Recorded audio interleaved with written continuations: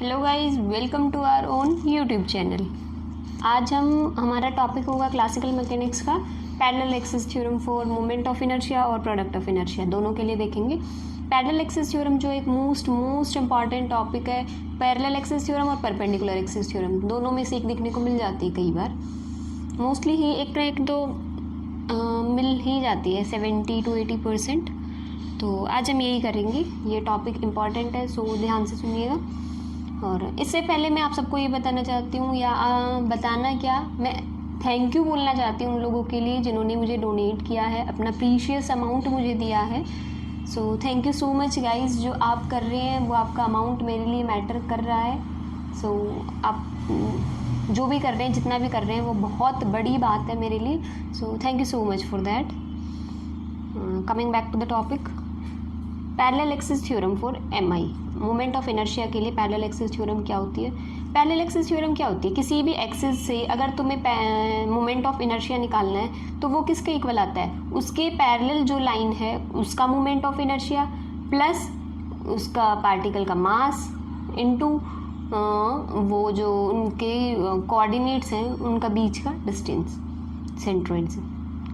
Proper statement में मैं and में बताऊंगी। अगर मैं अभी स्टेटमेंट में तुम उलझ गए तो तुम्हें समझ नहीं आएगा। अगर तुम एक बार यहाँ से चल पड़े और पूरा लास्ट में देखोगे तो तुम खुद स्टेटमेंट लिख पाओगे कि तुम्हारा जो रिजल्ट आया उस रिजल्ट को सिर्फ वर्ड्स में लिखना है आपको, and that will be the statement. ठीक है, सो देखते हैं पैरेलल एक्सिस थ्योरम है क्या। वेट अ मिनट, या ये ऊपर का आप लोग जैसे फिजिक्स वगैरह में लिखते आए हो अभी तक, 12th तक भी, तो वही लिखना होता है। एक मैं बता देती हूँ कैसे, कि एक ये XYZ का एक कोऑर्डिनेट सिस्टम है, और इस कोऑर्डिनेट सिस्टम में ये G जो है वो सेंट्रॉइड का काम कर रहा है। ये सेंट्रॉइड है। सेंट्रॉइड में आपको बता चुकी हूँ कि क्या होता है। जहाँ हम ये एज्यूम करते हैं कि सारा मास कॉन्सेंट्रेटेड है, वहाँ हम एज्यूम करते हैं। ठीक है, ये सेंट्रॉइड है। अब P एक पार्टिकल लिया, उसके XYZ कोऑर्डिनेट है। कब? जब हम इसको सेंटर मानते हैं। इसको हटा के अगर हम G को सेंटर मान के चले कि हमने अपना सेंटर जो है वो G पे शिफ्ट कर दिया, ये हमारा सेंटर है, तो G पे जब हमने सेंटर शिफ्ट किया उसके बाद इसके कोऑर्डिनेट इसके रिस्पेक्ट तो चेंज होंगे, विद रिस्पेक्ट टू G उसके कोऑर्डिनेट तो अलग ही होंगे। तो उसके रिस्पेक्ट में उसके कोऑर्डिनेट, इस पार्टिकल के ही coordinate x dash y dash और z डैश मान लिए। तो जब इसके कोऑर्डिनेट XYZ है तो ये इसके रिस्पेक्ट में है, तो ये पूरा कितना है? x, यहाँ तक ऐसे ही y और ऐसे ही z। G के कोऑर्डिनेट क्या है? x dash y dash z dash. तो ये कितना डिस्टेंस होगा? x डैश, ये x डैश है, और x बार, x डैश y डैश और z डैश ये क्या है? G के रिस्पेक्ट में, जब G ओरिजिन है, मतलब ये 0 0 है जब, तो ये कितना है? x dash. तो x बार और x डैश जब दोनों को प्लस करें तब पूरा x बनता है। ठीक है, अगर ये चीज़ क्लियर हो गई तो सिर्फ mi के लिए निकालना है तो mi का फॉर्मूला नहीं लगाना, और pi निकालना तो pi का फॉर्मूला, सिर्फ फॉर्मूला एक्सपेंड करना, कुछ भी नहीं है इसमें। ठीक है, ये जो मैंने बोला यही चीज़ इसमें लिखी हुई है। इसका मास m है सिंगल पार्टिकल का, समेशन करेंगे तो पूरे सिस्टम का आ जाएगा या पूरी बॉडी का आ जाएगा। तो हम पूरी बॉडी का निकालने के लिए पहले तो पार्टिकल का ही लेके चलते हैं, देन समेशन करते थे कि समेशन m हो जाएगा। ठीक है, तो आई होप यहाँ तक समझ आ गया है आपको।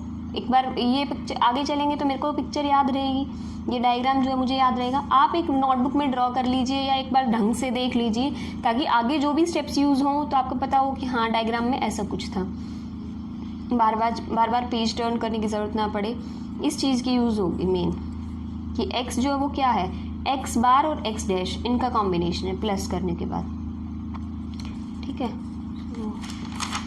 moving to next, wait a minute,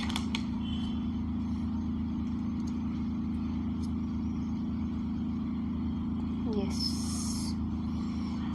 x axis के अलोंग निकालते हैं पहले मोमेंट ऑफ इनर्शिया एक सिस्टम का। मोमेंट ऑफ इनर्शिया का एक सिस्टम का, उसे x एक्सिस के अलोंग उसको a से उसकी नोटेशन यही होती थी, a से ही डिनोट करते थे। फर्स्ट पार्ट में मैंने नोटेशन भी क्लियर बताई थी कि A B C D E और F, इन 6 की 6 नोटेशंस का मतलब क्या है। A का मतलब होता है moment of inertia of a system about x axis. याद करने की ट्रिक भी बता दी थी, x एक्सिस है तो x गायब होता है। ठीक है, अभी देखो समीशन एम ऐसे ही चलता रहेगा। वाई की जगह पीछे से हम ये लिख सकते हैं वाई बार प्लस वाई डैश, जेड की जगह जेड बार प्लस जेड डैश। स्क्वायर है, होल स्क्वायर ओपन कर दिया। होल स्क्वायर ओपन करने के बाद समीशन एम को क्या करो, बार वाले एक साथ लिख लो, बार का जो स्क्वायर है, डैश का स्क्वायर है उनको एक साथ लिख लो, और फिर जो कॉम्बिनेशन है बार और डैश उनको एक साथ लिख लो। ठीक है, यहाँ तक पहुँचे। अब देखो हमें पता है सेंट्रॉइड तो एक फिक्स पॉइंट होता है, वो चेंज नहीं होता। कल मैंने बताया था आपको जब सेंट्रॉइड और ये इनके सेंटर ऑफ ग्रेविटी के बारे में बता रही थी। तो सेंट्रॉइड एक फिक्स पॉइंट है। सेंट्रॉइड क्या था, जी जो था, जी से ही डिनोट करते हैं, ये थे उसके कोऑर्डिनेट, तो ये तो फिक्स होंगे। अगर ये फिक्स हैं तो इसे समीशन से बाहर ले सकते हैं, ये चेंज नहीं होंगी इनकी वैल्यू। लेकिन ये डैश वाले जो हैं ये हम समीशन से बाहर नहीं ले सकते, क्यों, क्योंकि इनकी वैल्यू चेंज होती रहेंगी। ठीक है, ये आर्बिट्रेरी पॉइंट है, कोई भी पार्टिकल है। तो डैश वाले को एज इट इज़ लिया। अब इन्होंने क्या है कि समेशन एम को एक साथ रिप्रेजेंट कर लिया कैपिटल एम से, कि पूरी बॉडी का मास बार बार पार्टिकल्स को ऐड करेंगे, हम कैपिटल एम से कर रहे हैं। अगर ए ये है पूरे पार्टिकल का सिस्टम है विद रिस्पेक्ट टू ओरिजिन, तो ए ये क्या होगा, जेड डैश का स्क्वायर, ये पार्टिकल का है, यही कोऑर्डिनेट होते थे, एक्स पार्टिकल के एक्स डैश, वाई डैश और जेड डैश थे। ठीक है, कब, जब सेंट्रॉइड था उसके रिस्पेक्ट में, तो ए डैश, इसको ए डैश लेट कर लिया हमने, नाम है ये। ठीक है, कि भाई जी एक्स डैश के रिस्पेक्ट में या एक्स एक्सिस के अलॉन्ग विद रिस्पेक्ट टू वो ओरिजिन कहाँ है, सेंट्रॉइड पे जब शिफ्ट हो जाए तो ये लेट कर लिया। ठीक है, तो अभी चलते हैं आगे। अभी देखो जो कोऑर्डिनेट्स है पॉइंट जी के, वो हम प्राइम सिस्टम के अकॉर्डिंग ले रहे हैं, तो क्या होगा, समीशन एम एक्स डैश जो उधर, क्योंकि पार्टिकल क्या है, एक्स डैश वाई डैश और जेड डैश है जी के रिस्पेक्ट में। ठीक है, तो कोऑर्डिनेट्स कैसे होंगे, समीशन एम एक्स डैश और पूरे बॉडी का मास से डिवाइड कर दो। ऐसे ही दूसरे की समीशन एम वाई डैश और पूरी बॉडी के मास से डिवाइड कर दो, ऐसे ही जेड डैश का। ठीक है, उसके बाद क्या करते हैं, लेकिन सेंट्रॉइड को हमने क्या शिफ्ट किया है कि हम सेंट्रॉइड को क्या लेट कर रहे हैं, एज अ ओरिजिन। जब ओरिजिन है तो उसके कोऑर्डिनेट क्या होंगे, जीरो, तो तीनों कोऑर्डिनेट किसके इक्वल होंगे, जीरो के इक्वल। समीशन एम जब इधर जाएगा तो समीशन एम एक्स डैश क्या आ गया, zero, this one is also zero and this one is also zero. Summation M X dash, summation M Y dash और समीशन एम जेड डैश, अगर ये कहीं दिखें तो इनको जीरो बना दो। समीशन एम वाई डैश बन रहा है तो पूरी टर्म जीरो हो गई, समीशन एम जेड डैश बन रहा है तो पूरी टर्म जीरो हो गई। उसके बाद इनमें से कुछ बन नहीं रहा, इस टर्म को हमने नाम दे दिया था ए डैश ऊपर ही, तो ये है ए डैश। तो अभी के लिए हम कहाँ तक पहुँच गए हैं, अभी के लिए हम पहुँच गए हैं a is equals to a dash plus y dash का square plus z dash, sorry y bar का स्क्वायर प्लस जेड बार का स्क्वायर इंटू समीशन एम। यहाँ तक हमारा काम गया है हो, मतलब हम पहुँच गए इधर। फिर हमने ऊपर नोटेशन यूज़ कर ली थी कि हम समेशन एम को किससे, कैपिटल एम से रिप्रेजेंट करेंगे, तो कैपिटल एम से रिप्लेस कर दिया। और उन कोऑर्डिनेट के बीच का डिस्टेंस, जो कोऑर्डिनेट है सेंट्रॉइड और एक्स एक्सिस के बीच का डिस्टेंस जो है वो क्या कहलाएगा, यही वाई बार का स्क्वायर प्लस जेड बार का स्क्वायर, यही तो होता था जब भी तुम एक्स एक्सिस से उसका डिस्टेंस लेते थे तो ओरिजिन से।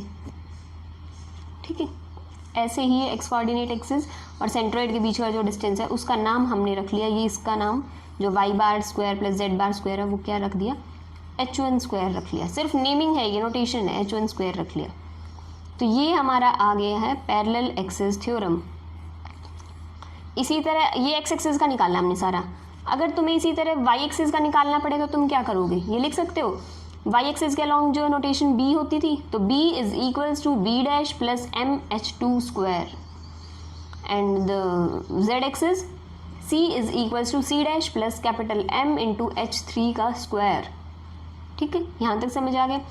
अब तुम इससे स्टेटमेंट आराम से देख के बना सकते हो, यही पैरेलल एक्सिस थ्योरम होती है for the moment of inertia. अगर सिर्फ पैरेलल एक्सिस थ्योरम आती है तो आपको यही तक, मतलब यही क्वेश्चन करके आना है, यही पूरा का पूरा जो आर्टिकल है वो लिख के आना है और इसी से आपकी स्टेटमेंट बन जाएगी। ठीक है, अब मैं आपको बताती हूँ कि वो स्टेटमेंट क्या है जो मैं बता रही थी अभी तक। ये वाई और जेड के जेड एक्सिस, वाई एक्सिस और जेड एक्सिस के अलॉन्ग आपने मोमेंट ऑफ इनर्शिया निकाल दिया। तो अब हमने जो प्रूव किया है उसको स्टेटमेंट में लिखा हुआ है, वो क्या है? Moment of inertia of a body with respect to any axis, किसी भी एक्सिस के अलोंग अगर उसका मोमेंट ऑफ इनर्शिया निकाला तो वो किसके इक्वल आए? अगर हम इसको मान के चलते हैं, moment of inertia of a body with respect to any axis is equal to the sum of किस किस का सम है? सबसे पहले देखते हैं ये क्या है? Moment of inertia of a body about a parallel axis passes through the centroid, this is the moment of inertia of a body about parallel axis passes through centroid, and किस किस का सम है? Sum of this and this. तो हमने इतना बता दिया कि moment of inertia of a body is of about any axis is equal to the sum of moment of inertia of a body about parallel axis through centroid and product of mass and square of distance between the two axis, क्योंकि H1 क्या वही तो है, दो axis के बीच का square. ठीक है, तो यहाँ तक अगर आपने निकाल लिया तो इसकी वजह से आप आराम से स्टेटमेंट लिख सकते हो। ये स्टेटमेंट को रट्टा मारने की ज़रूरत नहीं है कि किस एक्सिस के अलोंग क्या था। ये टर्म्स पता होनी चाहिए क्या है, अपनी लैंग्वेज में उसको लिख दो, वही स्टेटमेंट है। ठीक है, तो parallel axis theorem moment of inertia के लिए समझ आ गई। अभी चलते हैं प्रोडक्ट ऑफ इनर्शिया के लिए।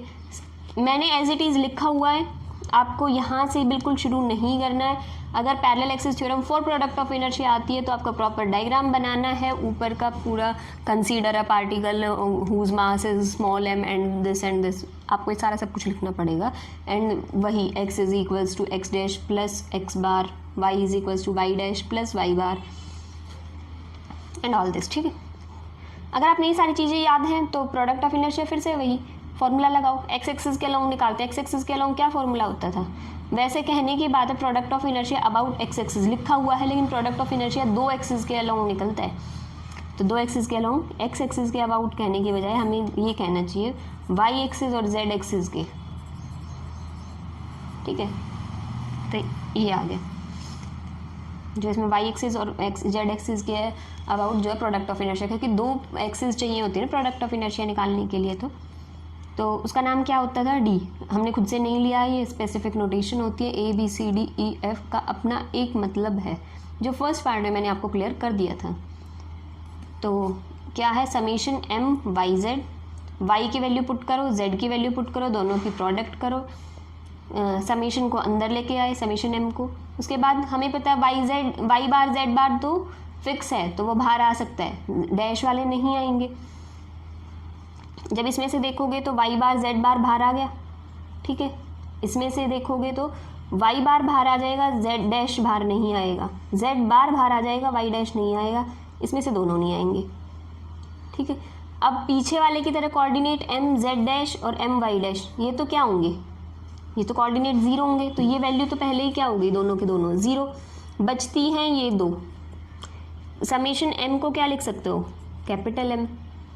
अब इधर देखो, अगर d है समेशन m y z, तो हम रिप्रेजेंट कर रहे हैं कि अगर सेंट्रॉइड के अबाउट हम निकाल रहे हैं, ये तो ओरिजिन के अबाउट था, अगर सेंट्रॉइड को ओरिजिन मान के निकाल रहे हैं, सॉरी सेंट्रॉइड के अबाउट हम अगर निकाल रहे हैं प्रोडक्ट ऑफ इनर्शिया, तो उसको d डैश से रिप्रेजेंट कर लेंगे हम। ठीक है, तो वही करते हैं। इसकी जगह क्या आ जाएगा? d dash, this one is zero, this one is also zero, and m y dash sorry y bar z बार, यहाँ तक हम पहुँच गए हैं, ये दोनों भी ज़ीरो हो गए हैं। तो क्या आ गया? d is equals to m y bar z bar plus d dash. ठीक है, तो ये क्या है? d is equals to summation m, sorry summation लगाने की ज़रूरत नहीं है, कैपिटल M लिखा हो, या तो समेशन m लिखो या कैपिटल M, एक ही बात है। तो m y bar z bar plus d dash, और यही है parallel axis theorem for product of inertia. ठीक है, इसके आने के चांसेस कम होते हैं, उसके ज़्यादा होते हैं, वो ज़्यादा बार आई हुई है मोमेंट ऑफ इनर्शिया वाली। और E और F जो है निकालने की ज़रूरत नहीं रहती, वो आपको सिमिलरली में लिख सकते हो। और आपको जैसे d डैश बता दिया था क्या होता है, ऐसे E डैश F डैश आपको बता दिया प्रोडक्ट ऑफ इनर्शिया होता है कोऑर्डिनेट एक्सिस थ्रू जी सेंट्रोइड। जहाँ आपको 99% जहाँ जी दिख जाए, कभी कभी नोटेशन चेंज भी है, लेकिन जहाँ आपको जी दिख जाए वो सेंट्रोइड ही होता है। सेंट्रोइड का जो है मेन जी ही चलता है। तो ये पैरेलल एक्सिस थ्योरम। उसके बाद आती है परपेंडिकुलर एक्सिस थ्योरम, वो हम करेंगे next time, perpendicular axis theorem. और उसके बाद नए थोड़े थोड़े लंबे लंबे आर्टिकल होते जाएंगे, लेकिन इंटरेस्टिंग होंगे वो, ठीक है। अभी के लिए तो क्लासिकल मैकेनिक्स बिल्कुल बोरिंग नहीं है, इंटरेस्टिंग है। जिसे फिज़िक्स पढ़ी हुई है उसके लिए तो बिल्कुल ही मतलब ना के बराबर ही है 11th-12th में अगर पढ़ी है। अदरवाइज़ विदाउट फिज़िक्स भी ये मैथ से रिलेट करके पढ़ रहे हैं तो इसमें कोई प्रॉब्लम नहीं आई। सो अभी चलते हैं, इसको इतना ही करते हैं, डी डैश है। सो आज के लिए बस यही है। Thank you guys for watching my video. If you like it, please like, share and subscribe my channel. If you have any doubt, any query, you can message me on Instagram or ask your question in the comment section also. I will share my Instagram ID or the UPI ID in the description box. Thank you guys.